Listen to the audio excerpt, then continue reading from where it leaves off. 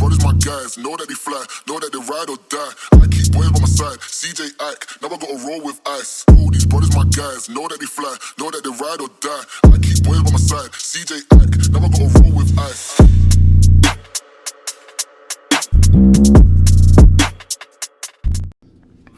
Alright guys, hey, thanks for tuning in to this video on the comparison of switching one bioactive to another. If you like this video, I'm gonna go ahead and ask you, please like, comment, and subscribe. But this is my old setup, and you see the clip right there. You see the ceramic heat emitter on top of, this is on top of KC Bunny, my boa constrictor's cage. I got the LED lighting. You know, I got all kind of wood and plants in there. I mean, it's just really a good bioactive enclosure. I mean, it really is, but it has one drawback. Every time I want to go in and out of this cage, I have to take off all of the clips, lift it up, move the heat, move the light in order to get to my snake. And Casey Bunny, by that time, is, you know, he knows I'm there, so I can't sneak up in on him. And as a matter of fact, I want to show you just how well he blends in. Watch this, watch this, watch this, watch this. I bet you guys didn't even see him right there, right? He's that IMG, hypo motley, head VPI, head anery, type 1. And his face should get more and more black. His tongue is black. But again, this is a top view.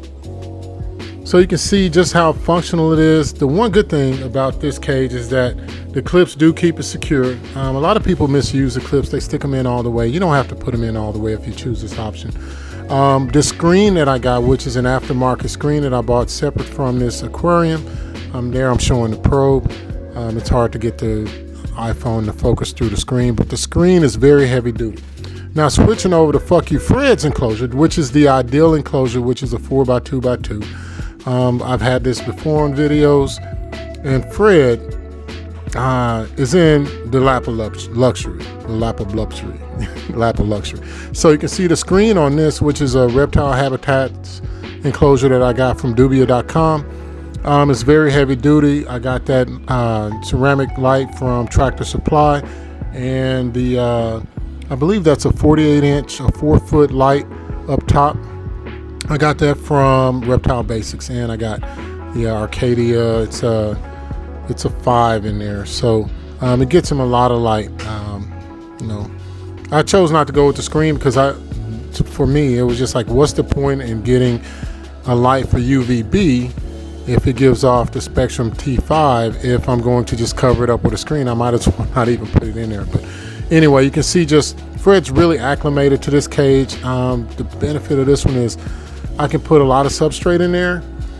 It's not waterproof though, so if you wanted to waterproof it, you'd have to use aquarium sealant, and even with that, I wouldn't trust it because it's still it's PVC. But you can see the buggies up under there. See, I got isopods, those orange and blue isopods in there, and there's some dubias in there. So, you know, the only downside to this one is it's a desert terrarium for a bearded dragon, and that's the cave going to the back again.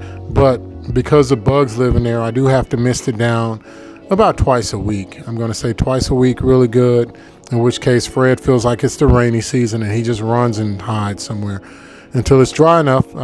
Temperature in there is about 105 degrees. So, you know, but for this bioactive, the one good thing is it has a sliding glass or acrylic doors, and which allows me access to both sides. So if you want something where you can easily get into and you can take them off and clean them, that's another benefit of this setup versus reaching down in the other one to just clean it. There again, it's Reptile Habitats. This one is really tricky. If you get this, make sure you put that glass piece in first. So this is what I'm moving to, the medium wide natural terrarium by Exoterra.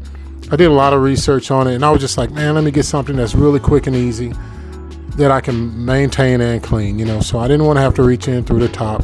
I wanted something that would be more waterproof, since I can make this a little bit more tropical, and I would grow plants in it, right? So I went with this one, which I believe is a 24 by 18 by 18. I'm not sure. Let me check. Yeah, it's 24 by 18 by 18. So it's 24 wide, 18 high, and 18 deep. The one thing that I noticed immediately was the screen is not heavy duty, even though the access in getting it and I can actually clean it is easy with these clips. They just unclip.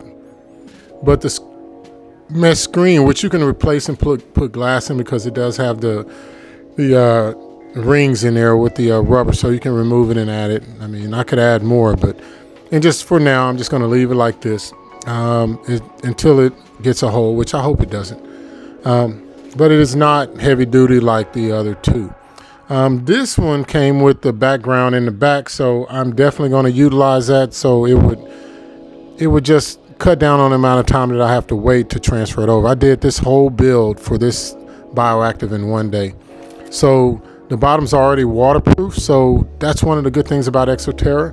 If you looked at those, if you keep the water low, then you can convert this into a semi-aquatic. It can be something for a really like rainy rainforest, or really, just something that you can use your imagination with when you're trying to determine whether you want to have a water feature or not in there. The clip right there, it opens up the doors. That was the main benefit. So I wanted something where I could have front access and a ventilation, to boot. So the one thing about Enclosure is right up under that grid, the ventilation, the air will go through the front and out the top, as long as you don't cover it, even though I ended up covering up some of it with I think that clingy wrap stuff that I use for my egg incubator. So a quick spray down with some chlorhexidine solution. I try to use this on everything when I bring it in, and you guys should also sanitize everything, because you really don't know, much like the Coke cans you drink out of, where they've been. Someone told me that, and I just kind of ran with it. I believe it though. So just regular paper towels, and I mean, this is a real-time build, guys. I think for this whole entire build, it would probably take you about 2.5 hours, because you got to let the aquarium sealant dry a little bit, and I'll get to that either way. But I just wiped it down really good. The good thing about chlorhexidine is that you can just leave it; it will still work. So I'm flipping it on its side, so that so this is my main thing. So if I use PVC, I can't use an under tank heater. So I wanted to be able to provide KC Bunny with some belly heat. That sounds crazy, but yeah, some kind of way for him to lay down and get snuggly and stuff while he's digesting his food. So I wanted to provide him with some belly heat, which I'll have to use this heat tape that I got. This is a 6-inch heat tape, I believe, that I got from Reptile Basics, and I'll use this BN Link thermostat. It's an off and on thermostat, but for these purposes, it works well for me. So be sure to put, like I'm really stressing this, guys, you got to use a thermostat with an under tank heater. You want to put that thermostat in between the heat mat and the enclosure, so it's the probe will be sandwiched in between the heat and the enclosure. Okay, that's very important, because if the temperature gets up too high, and say you're not at home, then technically your animal, you could cook it. And if any of you have seen a cooked reptile from an under tank heat mat, you use a thermostat from here on out. In fact, I think you should get extra thermostats. They're only like $18 to $35. So Reptile Hobby, even though it's inexpensive in a lot of ways, I'm telling you, man, you got to spend some money with everything, right? So I'm using just plain old duct tape. I think duct tape works well for this. I've used it before, and it's safe, because this Enclosure has like a groove, or it's lifted, so it actually provides airflow underneath too, so that your under tank heat mat just isn't sitting up under the enclosure, and it gets some ventilation under there as well, so it doesn't overheat. So really good, really cool. So for the probe, I'm using a screwdriver right here, just screwing it in, you know what I'm saying? And I'm gonna put that in the back, and I'm gonna stick the probe through there. Oh, and if you see that blanket up on the left-hand side, that's where I have my breeder females at. And we got some courting going on with 2 of them, so I didn't want to disturb them with all the bright lights and stuff from the ring light. So, but I'm showing the back. You see how that's slotted down the back of the Enclosure prefab background, and that's where my probe is going to go. So I really like this in this feature, because it kind of makes it easier for me to put things in there and still make it naturalistic, even though the background isn't naturalistic. But I don't think very many people have a 100% natural background, or your bioactives, your bioactive agents such as your isopods and your springtails would climb out. which they might climb out anyway. But either way, you see I'm pointing right there to the, it's lifted up right there. So it's kind of like footers, I guess. You can see the slot up under there. That just makes it a lot more efficient at controlling the heat. So it's not going to be a heat sump where the heat's just building up.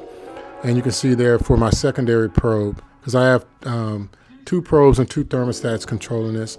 If you have the Vivarium 300X2, then you could probably just use that one unit to control this. But there again, that would be spending like almost $200 versus $40.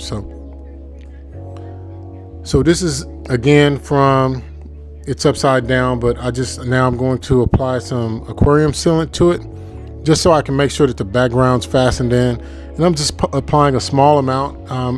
It's more than enough to do the job. Once you put the dirt in, it'll hold it in there. But I just wanted to make sure it was nice and secure, since I will have bugs in there to kind of make it. If they get through it, then they're gonna have to work for it, right? So just a small amount on the bottom of the enclosure where the background meets and the sides. Should be enough. And then, I didn't want to grab other tools and things, so I just got my caulking gun here, which the aquarium sealant didn't really want to come out, but I guess that happens, right?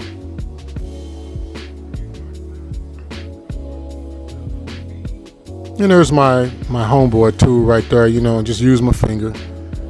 It's just aquarium sealant. And the reason I did that is to make sure that I push it down inside of the grooves.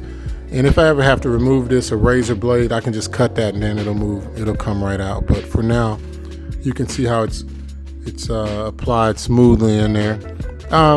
It's going to have a lot of different stuff in there, so it's no real reason for me to even smooth it out. But, I saw it and I just did it. I think a lot of us are like that. Now, look at this right here. So on the Exoterra, they have these slotted grooves for your power cords. And I like that, because then it can allow me to put more than one cord in there in the future. But for now, it's just one probe, and I can easily, it's got like a little door or something that you can close that off, so you can pick the last one. So now this is getting closer to the end. I've already put the ghost wood in place from Casey Bunny's previous enclosure. I put some dirt in there with some, I think I did the same thing. I used Reptisoil, I used some Biodude stuff to get it going. I forgot what that stuff is called. And then I used some just other sphagnum mix, jungle mix, I guess. Has sphagnum moss, fir, and I put some additional sphagnum moss in there too for the isopods, because they eat that stuff. The springtails, they eat that stuff, other than eating feces and stuff like that. So I'm planting the plants, and then I kind of thought out this ahead of time. I want all my plants away from the heat source, because they don't really need it. The ambient room temperature here is about 75 degrees. We keep it about 75 to 77, I think, year round. So I didn't want them drying out, and I felt like that was one of the other downfalls to the other bioactive enclosure coming in from the top, is I had the heat right over the center, and I just really felt like, 88, 89 degrees was a little warm for these plants all the time, especially when it's drying out the cage as well. Here I chose to use some cork bark. I dug down a recess in the soil so that Casey Bunny could get closer to the under tank heater, which is going to be set at 90 degrees. And I left later I measured it just with a ruler, but it was about still 1.5 inches of dirt there. But either way, that's enough to supply them some belly heat that's controlled. The hardest part is figuring out how to arrange these things. I went with the, naturalistic, but when I came to the water dish, I just used the 12-ounce deli cup, because that's something that's easy for me to change in and out. I can switch it at the same time that I'm cleaning the other one. So ignore all my mess down there at the bottom. I think everybody's house has this. But now you see the clip, and so this was a main thing, right? So you got an ample amount of soil down there with the ventilation and all that, plus it's front entry. I can open up the door, feed Casey Bunny in there. I can supply water. I can do all these things without having to totally dismantle the cage. And I mean, yeah, time is money. That's worth it. So something that you can do. The total cost for the enclosure was around, I think it was right around 200 with I think that's it out the door. It was about 200. So if I were to make the back and do all this other stuff and pay for shipping for something else, I could have easily spent $300 in extra material. So I think this is a very economical way. So, you know, Exoterra, they are on the money with this. Zen Habitats is good too. Reptile Basics is good. I mean, Reptile Habitats is good as well. Reptile Basics is a good place to get reptile supplies too. But so now you see how I can mist down the plants in the entire cage. And I mean, it's just makes it so much better. Now I'm gonna put some more buggies in there because I always like to put isopods in there. I don't know how many of them live, but it seems like they're doing good. Of course, they do better in their 40-quart tub that I'm growing them in, but they don't have anything but isopods. It's like a gang of isopods in there. One of the last steps, hopefully this is still easy, is 1, 2, 3. Putting the screen back on top. I'm going to clip it back in. So, and I like those clips because they're kind of out the way. I got this Hydra fish aquarium lamp, again from a previous video. You probably already know about this, but it's on a 24-hour cycle.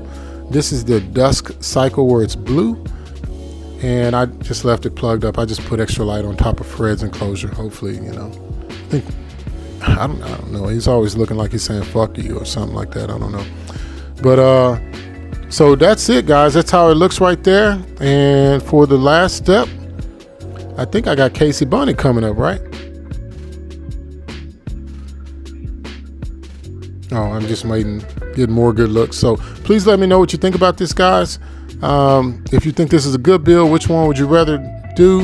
And this is Casey Bunny. And I'm trying to tell you guys, the older he gets, the more speckled he gets.